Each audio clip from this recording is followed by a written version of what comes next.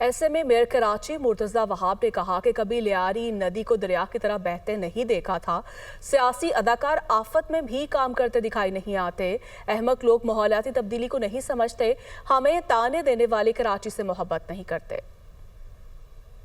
कभी आपने लियारी नदी को दरिया की तरह बहते हुए देखा था? हमारे जो सियासी अदाकार हैं, जिनके पास कोई और चूरन मंजन नहीं होता, वो किसी आफत के टाइम पर काम करते हुए नज़र नहीं आते। पता नहीं कौन से अहमक हैं ये लोग, जो ना क्लाइमेट चेंज को खुद समझते हैं, ना लोगों को समझाने की कोशिश करते हैं, और ताना मार रहे हैं कि हम अपने कायद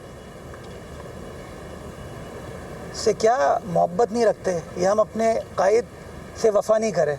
हम पे ताना वो लगा रहे हैं जिन्होंने अपने कायद की भी ऐसी की तैसी की और इस शहर की भी ऐसी की तैसी की। मुझे लगता है इनको बोझ कराची हो गया है, तो उनकी तनकीद से कोई फ़र्क नहीं पड़ता।